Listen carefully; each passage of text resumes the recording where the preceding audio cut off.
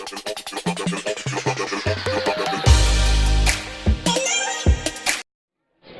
and gentlemen, just in case you are deaf, dumb, blind, stupid, or probably poor, my name is Maxwell Jacob Friedman. You can hear all about me and my best friend Cody Rhodes at AEW Insider. What's up, peeps? We're back. Thank you for joining this week on the YouTube edition of the AEW Insider. As always, I'm your host, Lee Benz, and we'll get to this week's episode in a second.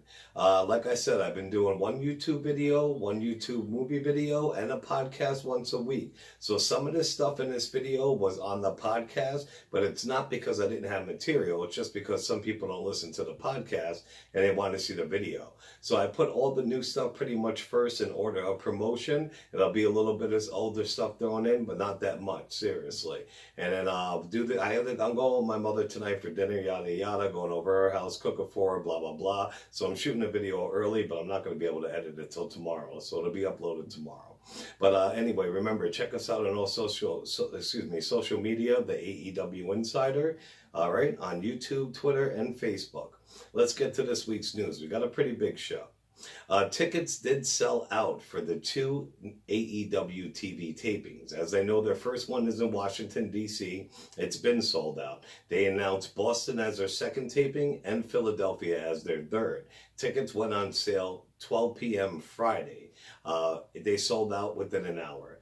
My daughter and I were lucky enough to get two tickets. We will be in section 105 at the Temple University Stadium. I don't know what the name is. It starts with an L. It sounds crazy. But we got our tickets. We will be there. So the AEW Insider has got your back. I will have coverage, reporting, and footage of the event. So remember, stay here for everything AEW. You already know the deal. But it was crazy to get tickets. People had to use Ticketmaster. If you went for the Boston location, you actually had to use Ticketmaster, because you go to AEWTIXTix.com for tickets, and it has the locations. When you click on buy tickets, it automatically takes you to a link. Unbeknownst to me, because I did Philadelphia, Boston's, when you hit that, it actually took you to a Ticketmaster link. Ticketmaster had a queue of people of over 2,000. The screenshots are all over. I'll include it in this video. So if you wanted to get tickets, you were in line of at least 2,000 people in front of you. Also, too, Ticketmaster did a thing, try stopping scalpers. If you want to even get in that line, in that queue, they, sorry, I'm looking at my camera because I thought it was messed up. But if you even wanted to get in the queue, you actually had to give them your email address and your cell phone and do some verification to even get in the queue to buy tickets, which stinks, but it's good because the scalpers buy them all up and we don't want that. We want to go see it. AEW is a fan company. But anyway, there was a big mess there. A lot of people didn't get tickets. And then a lot of people are selling tickets online. So if you go on AEW on Facebook, their official Facebook page, people are actually selling the tickets. They were selling them minutes before it was even sold out. And people aren't happy. So it is crazy, but we were lucky enough to get tickets. Like ours, if you did Philadelphia, it actually took you to the arena's website, not Ticketmaster, which is the worst. And it was a little hard at first. It kicked me out 3 times. I didn't think I was going to get them. But for $132, and that's with surcharges for a $50 seat. 2 $50 seats for my daughter and I. Philadelphia, Wednesday, October 16th, $132 and change. So that's how you know a little bit about what it'll cost with charges and that, and then parking's $25. But we're going to have coverage. I'm super excited about it, and it's awesome. If you need tickets, Fiends are selling them on Facebook and on eBay, so you can get them that way, I guess. Let me see. Okay, and it was announced, too, at the taping that will be at the third TV taping, not only will it be the first title defense of the world champion, it'll also be the women's champion defending her title also, which will be good that night for TV. If you don't know, you've been living under a rock. Orange Cassidy, the independent wrestler who I'm a huge mark for. People don't like him because of what he does, but the guy is really, really athletic and can wrestle. So definitely check him out before you judge him.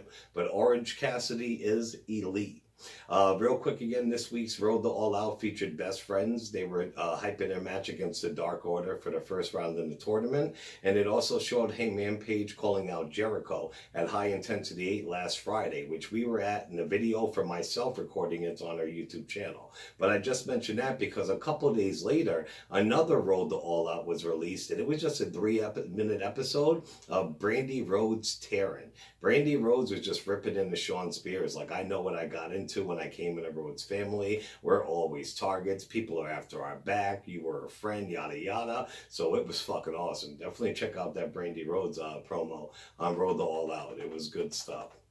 Also, a video has been released. All right, so that's it for AEW news. A video has been released on TMZ, and it's on our social media, of ex-UFC champion Conor McGregor hitting an old man. It was in his hometown of Dublin, Ireland, inside a bar. You see him walk up to the bar. He asks the bartender. He gets shot glasses. He buys them drinks. Look like they took a drink. You can't hear it because it's closed circuit TV, but I don't know what happened, but he friggin' slugged the dude, and people had to pull him off. So that guy's he's just friggin', he's nuts, man. Just keeps thinking he's untouchable and asking for trouble. Tomorrow, my daughter and I will be attending Northeast Wrestling's Wrestling Under the Star. It'll have Dustin Rhodes there, Jerry the King Lawler, Enzo Amore, Kaz XL, John Moxley. So it's going to be dope. We're actually meeting Dean Ambrose. Listen to me. We're actually meeting Real One Enzo again. So we'll definitely have pictures and footage of that event. So stay tuned. The tickets are still available. So definitely come up to PNC Field in Music, PA for Northeast Wrestling's Wrestling Under the Stars. A lot of video, and I've been posted, it's been released. Enzo's like really taking wrestling serious again. He fought Brian Pillman on Northeast Wrestling Friday night, and it was a really good match. Check that out.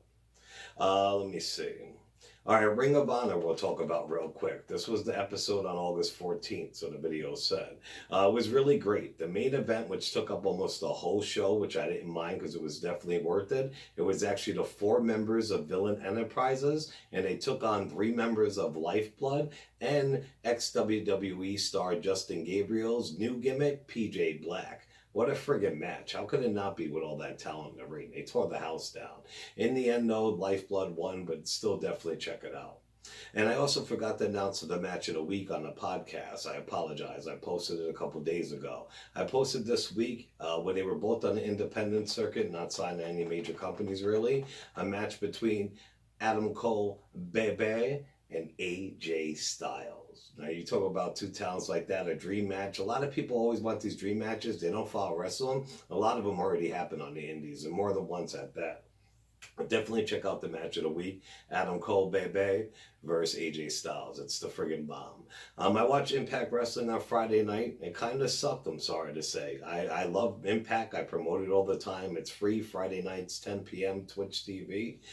Moose had a decent match and he won. Rosemary made her return in a female tag match, which was very cool. The main event featured Tessa Blanchard and Tommy Dreamer versus OVE, Sami Callihan, and David Chris. Now that match kind of saved the night. It was very good. Definitely check out the end anyway. In the end, Dreamer and Tessa Blanchard pulled out the win, and they also showed Mike Elgin and Rhino fighting because those two are in a feud now. Both of them are garbage. Rhino's classic, but nobody wants to see him go for the main title. He's not going to win it, and Elgin couldn't even cut it in New Japan. He can't, I don't know. But they're in a feud now anyway. It's worth a gander, but it wasn't amazing. And I know that she's banging, like good looking and all that, and she's with Brian Cage. She married him, his wife, but that Spanish chick they got doing the in-between where the commercial should be on Twitch TV, like talking to the audience, trying to keep us in tune, she is horrible. Like really, really horrible. I hate that. Worst part of watching Impact. What was I going to say? And also, she did an interview. One of the guys for the Tag Team in the North came on screen because they were taping live in Mexico. He let it slip that, Tennille Dashwood, WWE's Emma, finally had her first Impact match. We don't get to see her for another week or 2 on TV, but just so you know, that is coming down the pike, which is cool. Now, the National Wrestling Alliance, NWA, released a new 10 pounds of gold. It was excellent. It showed the whole history of the NWA, which a lot of people don't know about. Everybody just thinks NWA just popped up. It's a garbage title, blah, blah, blah. That thing has such a rich history, it's not even funny. So they went over that, and they went over their new stars too, like Nick Aldis, what he's done for it. I love that Billy Corgan took this seriously, and starting September 30th or whatever the heck it is, October 1st, they're going to be doing their TV tapings again. So they got it in full swing. They got good athletes like Nick Aldis, James Storm, Eli Drake, what have you. NWA's back then, and it's really, really good. So always, at least once a week, please check out their 10 pounds of gold. It's good stuff. New Japan Pro Wrestling. I got a story here I did on a podcast, but I got some new news too. As you do know, if you do follow it, the G1 tournament has concluded. Like I said in the past, they can put on pay-per-views, New Japan. Their pay-per-views or their tournaments and all that don't last just for one Sunday, one time. They go for weeks or an entire month. So the G1 tournament in total had over 50 friggin' matches these last couple of weeks, with these guys vying for number one. The winner of it at their WrestleMania in January gets to fight whoever the heavyweight champ is for the belt. So in the finals, it was Kota Ibushi versus Switchblade Jay White. Now, Jay White's the man, dude. He's the leader of the Bullet Club now, blah, blah, blah. But of course, they gave it to Ibushi. They're always putting the good guys over and not the heels, really, blah, blah, blah. It sucks. So I was really, really mad about that. But what you call it? It was really, really dope. So definitely check out the G1 if you haven't seen it. Now, what I talked about in the podcast, that Kenta of New Japan. If you don't know who Kenta was, he was in NXT. He was Hideo Itami. He got injured in NXT, was a big star, couldn't make it, went to 205 Live. Hideo just couldn't cut it. He asked for his release. They sent him back to Japan. He used to be a big star there. So he's been doing all right since he's been there. I'm not a fan of him, but he actually turned on somebody in a tournament, and he actually joined the Bullet Club, my favorite group over in New Japan. There's another New Japan star, Shibata, who was not happy about that. He ran to the ring, he cleared it of the whole Bullet Club, and he whooped the piss out of Kenta, literally. That guy Shibata's got the sickest running drop kick you've ever seen. And fans were really excited to see him back because he really hasn't been around since 2017, because he was in a match with somebody, he headbutted the guy, he hit him so hard. People who were there in attendance said it sounded like a metal bat smacking off of concrete. He had to go get surgery and all that, and since 2017 he really hasn't been seen. But he's back with a vengeance. Shibata's back whooping ass. Kenta's part of Bullet Club. So there's a little bit of your New Japan news. All right, now on to WWE. There's always more WWE news than anything because they're such a juggernaut. I put the newest stories first as best I could, then some of the ones I covered on the podcast, so bear with me. All right, now I do have spoilers for this week's NXT. Unless you don't know, NXT is still taped now until it goes to Fox if it doesn't goes live. But it's taped, so if you get to see it, we don't get to see the episode till Wednesday. So these are the results of what happened, the episode that's going to premiere on the network Wednesday. So if you don't want to hear it, skip ahead, seriously. But it's friggin' an awesome episode. So here's your NXT spoilers. All right, there are new tag team champions. It is the Undisputed Bebe, aka Red Dragons, Bobby Fish, and Kyle O'Reilly. They beat the Street Profits. You knew the Profits were going to drop the straps because they're on the main roster. They got called up. They'll let you hold on to it for maybe a couple weeks or a month, but you're dropping those belts so somebody on NXT can get them, and you guys are moving on to get buried on the main roster probably, which sucks, but it's probably what will happen. Montez Ford is going to break out and go solo and be a huge, huge star, and it's what's going to happen. But anyway, now that they did have the goal, Undisputed beat them, like I said. So now 3 members out of the 4 of Undisputed do have that gold. Everybody thought my dog Adam Cole Bebe was crazy about to lock him up in a mental hospital when he said at the beginning of the year that the Undisputed will have all the gold by the end of 2019. At this last pay-per-view, he definitely thought it wasn't going to happen because he kept his belt, but all the other guys dropped theirs. And look what happened now. They got the belt, and another spoiler for NXT, not only are the Undisputed Tag Team Champs, Roderick Strong is still feuding with the Velveteen Dream. Velveteen Dream was in a ring cutting a promo. Roderick interrupted him. He was outside in the parking lot. He had Velveteen Dream's couch there, the one he has the ladies carry him out on, and he set it on fire, which means that their feud will continue, and he can definitely drop that strap to Roddy because Velveteen's going to be getting called up too, and then Undisputed will have all the gold in NXT, but it won't be for long because they're going to be getting called up to the main roster also. But that's it. Undisputed, O'Reilly and Fish are your new tag team champs. Roderick Strong is fighting Velveteen again for his belt.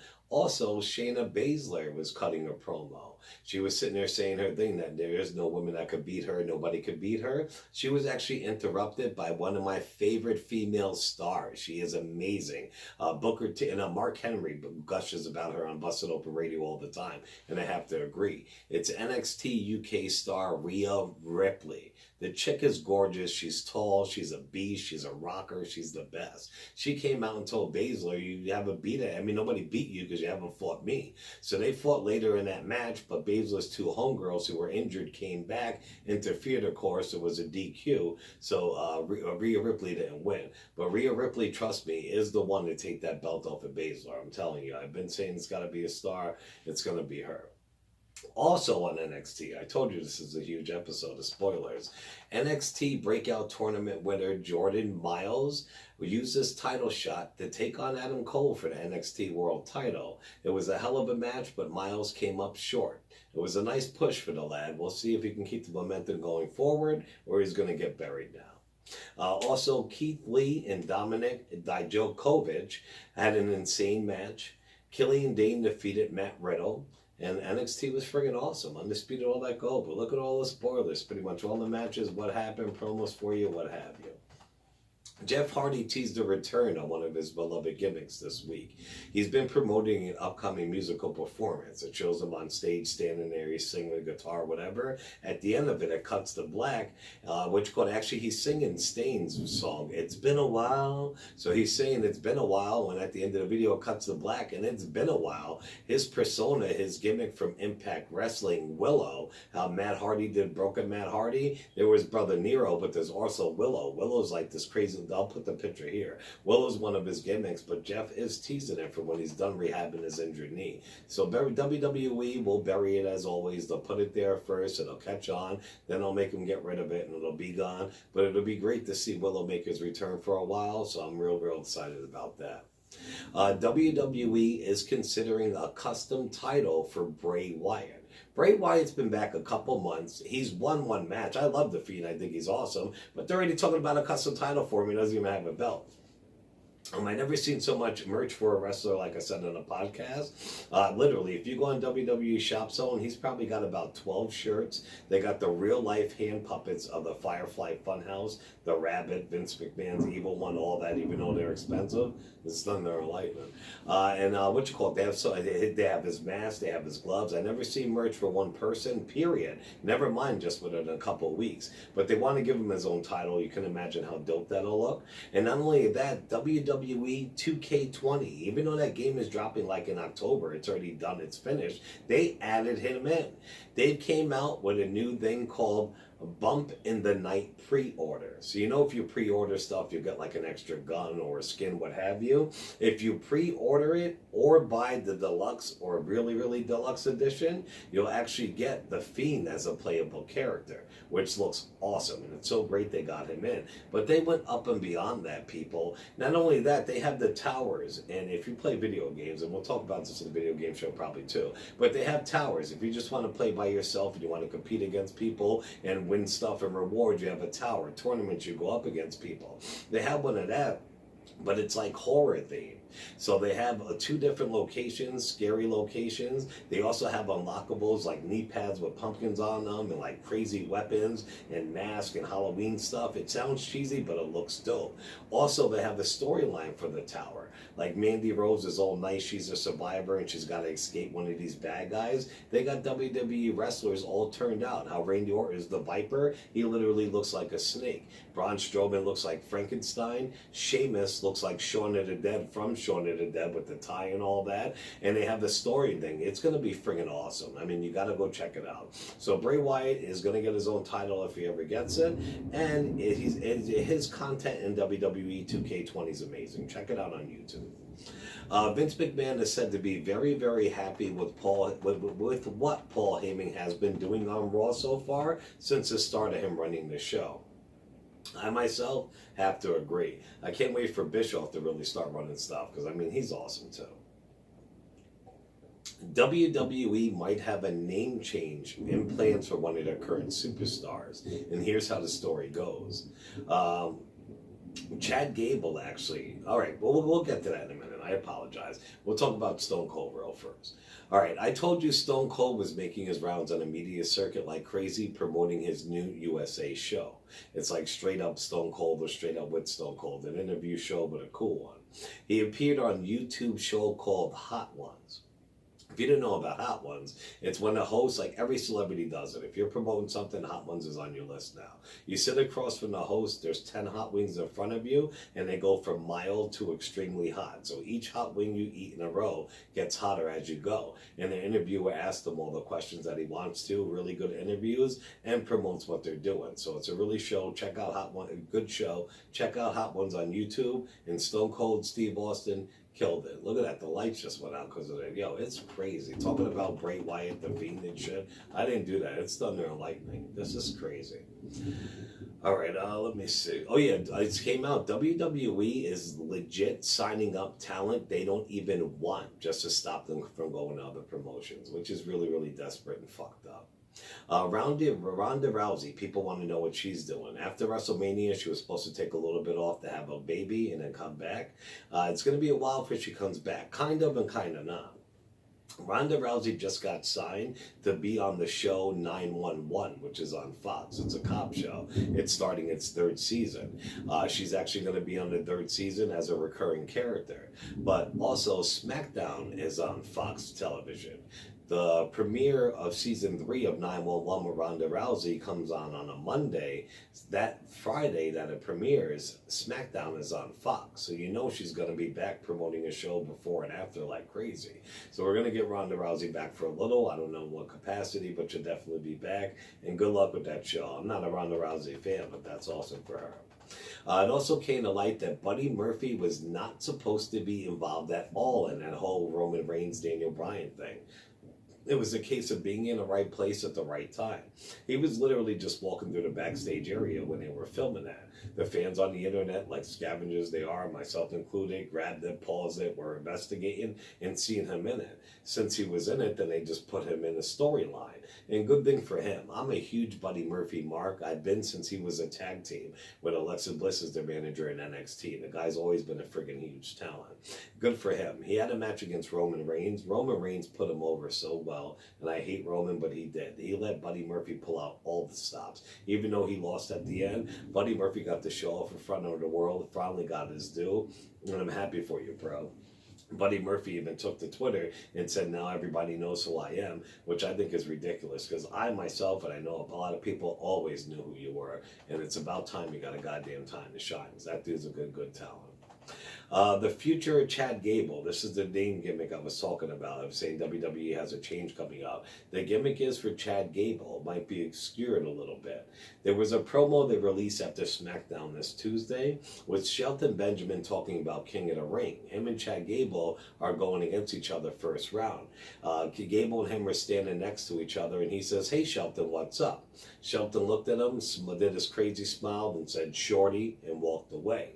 We noted a couple weeks ago that WWE copyrighted the name Shorty G for a potential character. If Chad Gable is going to be Shorty G, I think that's awesome. To me, I think it's great. People are sitting there talking smack on it, saying it's stupid, they're going to bury him. Look what the rapping gimmick did for John Cena if done right. Not saying it will be, but yo, Chad Gable is another huge talent. An Olympic, a legit Olympic athlete wrestler. And the dude is fucking amazing. Mad power, all that. He just never gets a time to shine. So even though this gimmick might be goofy AF, as long as he gets to put his shit over, I'm all for it, man. So Shorty G, bring it on, dude. I'm down, bro. It has been reported that Matt Riddle and Goldberg had an awkward exchange backstage at SummerSlam. Matt Riddle has been talking mad smack on Goldberg after his outing with the Undertaker a few months back. Goldberg walked up to Riddle backstage and said, "We've got some talking to do," which Riddle replied, "We can talk anytime." It was then, it was then that Riddle in classic form called Goldberg bro, like we could talk anytime. Bro, which promptly brought a reply from Goldberg saying, "I'm not your bro." And then it was said that Matt Riddle said, "All right, bro, take it easy." Then Goldberg said, "I'll see you later. It was a pleasure meeting you." Bill Goldberg's like myself. I do telemarketing and people could be so friggin' rude. And I do vacations by phone, blah, blah, blah.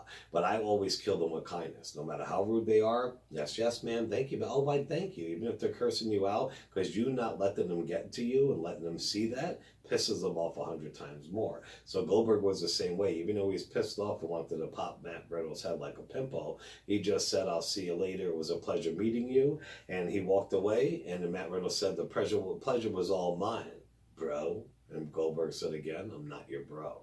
Now that's fucking awesome. I really don't know. Goldberg is the man. He's a beast, what have you.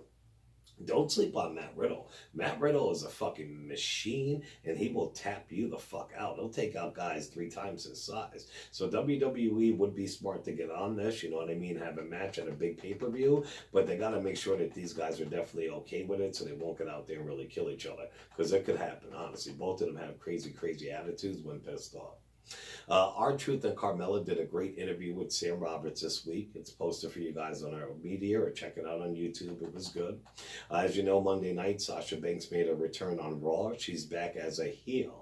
I love her being bad. Sasha Banks excels when she's a heel. So I hope she whoops some ass. As I said in the podcast, you got to watch this one spot when she's got Becky Lynch outside the ring on the floor. She smacks her in the face, but she literally hit her with all of it. The pop is so loud. And for like the next 2 minutes, Becky's trying to return the receipt by kicking at him. She's hitting him with stiff kicks. It was crazy. But the boss is back, and she's bad AF. All right, it has been rumored also that Seth Rollins will face an unknown opponent at Clash of the Champions. Now, when they say that, I hope it's somebody that we have not seen in forever, or a new signee. I don't want it to be somebody we can just think of, or you can just see on Monday Night Raw this week. So if you're going to make that statement, make it good, WWE. Unless you've been living under the rock, King of the Ring is back. I'm a huge King of the Ring mark. They haven't done it right in many years. In years past, if you won King of the Ring, it was like winning Money in the Bank. Sometime in the near future, you were going to be WWE champion. It happened for every single person who won King of the Ring except badass Billy Gunn, because he won it and he fucked up behind the scenes a lot, so he never got to get the belt. But anyway, King of the Ring is back. On Raw's side, their contestants are Ricochet, The Miz, Cedric Alexander, Drew McIntyre, Cesaro, Sami Zayn, Baron Corbin, and Samoa Joe. On SmackDown Live side, their contestants for King of the Ring are Elias, Kevin Owens, Chad Gable, Andrade, Shelton Benjamin, Buddy Murphy, Ali, and Apollo Crews. Now it sucks because these things, a lot of times, instead of waiting for it to get a little bit further in the tournament, they'll put 2 people who you think could win the tournament against each other in the first round. My perfect example, I believe it's Ricochet and Drew McIntyre.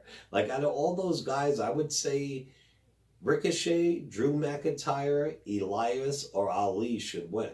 And they got Drew and the friggin' Ricochet fight in the first round, which sucks. But Ali's probably going to win it. I'd like to see Elias win it, but I don't know.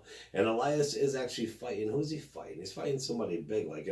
He's fighting Kevin Owens in the first round. So hopefully Shane can interfere and make a win, because Owens doesn't need the King of the Ring. And a couple of people in there don't.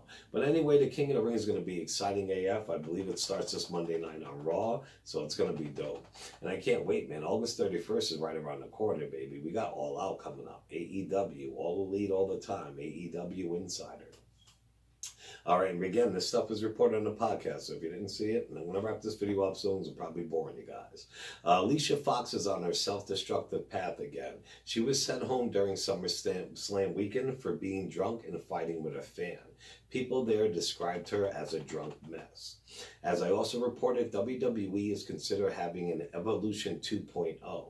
Last year, they had an all-female pay-per-view. No guys whatsoever. All females for the whole pay-per-view. And I thought it was pretty awesome.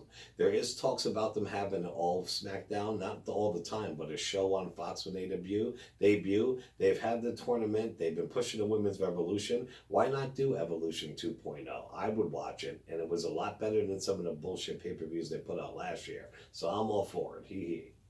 A surprise to me, just like a surprise to everybody else. My favorite, Dolph Ziggler, last match was supposed to be on Monday Night Raw.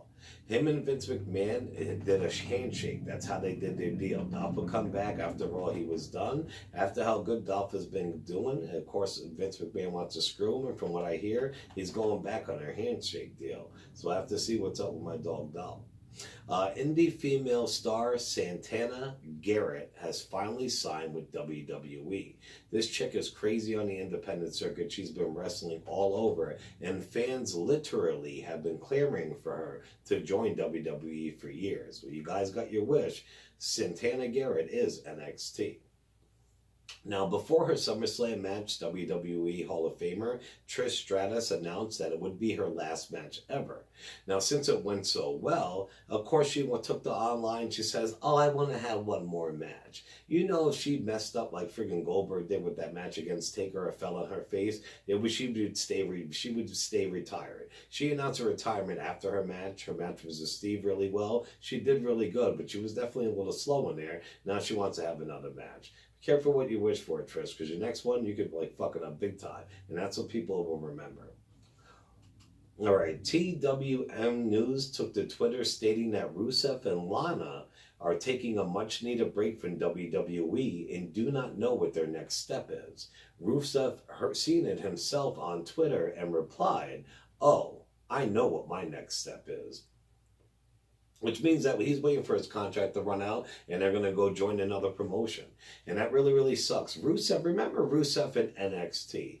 Rusev in NXT was fucking unstoppable. A true beast. That guy was amazing. Couldn't wait for him to get called up. Got called up. He was dominating for 2 weeks. Came out to WrestleMania on a tank. And then boom, he's gone. So you know him and his girl. And he even put himself over with Rusev Day. Come on, man. WWE didn't have to do anything. He did it. And just like when Zack Ryder took the friggin', YouTube and made the internet champion and the Long Island True Story, blah, blah, blah, he put himself over. Instead of WWE building off of that and making all money together, they punished these guys for them. So it's fucked up. So Rusev will be gone, man. Another waste of talent they let drop through their fingers.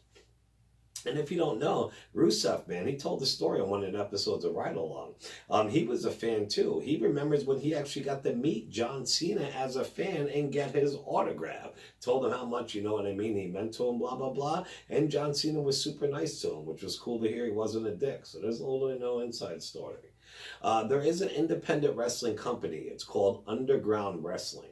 It is based in Washington State, and it's owned by a man named Ron Van Hess. Well, he got into a Twitter or Facebook feud. What I seen it was on Twitter. It was with a disgruntled fan that said he wouldn't return to Underground Wrestling. He'll go elsewhere. Well, Mr. Ron Van Hess, the owner, did not take too kindly to that. He told them, stop talking smack, blah, blah, blah, what have you, and I will stab you. Stop talking shit or whatever, and I will stab you. I seen it myself. I'll put it in a video if I can find it. So shit's going crazy. Independent promoters are freaking threatening to stab their fans who actually paid to see their show. Insane. So I'd stay away from Underground Wrestling if I were you guys. Real quick to wrap up the show, even though it isn't wrestling related, AEW Insider wants to send out their prayers to the family of Dale Earnhardt. Dale Earnhardt, I think it was Friday or someday, I don't even know, maybe yesterday, he took off in a plane crash with his family. It was him, his 2 daughters, his wife, and 2 pilots. As soon as the plane went up, it went down. Boom, a fiery plane crash, which is crazy.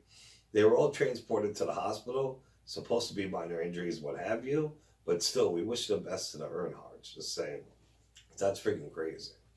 All right, peeps, so I will be back in about 2 days with a movie video, everything that happened over the week, new trailers, I got reviews. I did watch Scary Movies to Tell in the Dark. I got my review on that.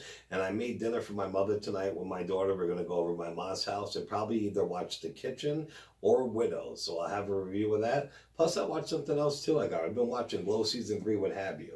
So definitely check out the movie show. We'll be going to Wrestling Under the Star tomorrow, Northeast Wrestling, so stay tuned for that footage. Please like, share, and subscribe. At least like and subscribe to our YouTube channel and our videos. I got high intensity 8 footage on there, all the videos, what have you. All right, as definitely check out Jabba Jabba Wrestling Universe if you want anything WWE. Check out 570 Sports Show, and definitely come on the AEW Insider #1 on Twitter. All this stuff plus more is posted on there, so you can see and listen to it with your own eyes. And then also join our groups on Facebook, the WFW fan group or the AEW Insider group. I'm all stuttering, I'm rambling on, so I'm going to wrap this video up. I'll be back soon, peeps. Thank you very, very much for listening to the podcast and your show. Remember, we're on all social media. As always, I'm your host, Lee Benz, and we'll be back very, very soon with another episode of the AEW Insider. Ciao, peeps.